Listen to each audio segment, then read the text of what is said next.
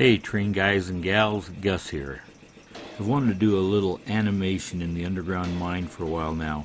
The moving elevator is on the drawing board, but for now I decided that the machine shop could use some activity. I imagined the ore cars in the mine would be taking a beating with all the loading and unloading of ore, and therefore should be most likely in need of some welding repairs. So I purchased an N-scale Woodland Scenics welder's kit and some accessories from my local train store. I then had to do some searching for a good-looking and accurate welding flash kit. I finally found a great-looking flickering weld light which has two great features: random on-off cycling along with realistic red and yellow colors. So when the welding ends and while the steel is cooling off, you can still see a glow. This unit produces the realism I was looking for. It's made by Mini Lights, made in England. With the pieces in hand, I went to work.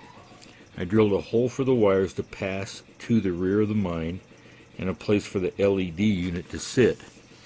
I nestled the LED unit into the hole and secured it with a few drops of tacky glue. It is larger than a single LED, kind of like a small PC board. So I filed the inside walls of the scratch-built ore car until it fit atop the light, and used tacky glue again to hold it in place. I then positioned the welder in a likely spot and placed a few additional accessories around the shop. The underground gold mine is already an eye-catching part of the module, and with the addition of this welding scene, it should draw more attention. The instructions for the flash kit calls for a 9-volt battery as a possible power source. Since this mining scene is a part of the modules I take to the local train shows with my club, Wasatch N-Scale, I wanted a little beefier power supply.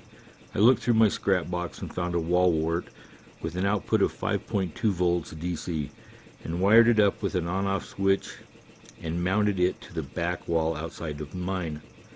I plan on adding some ambient sounds to the underground mine, nothing too loud, just a little compressor noise, hammers, pounding and such, along with the welding noises.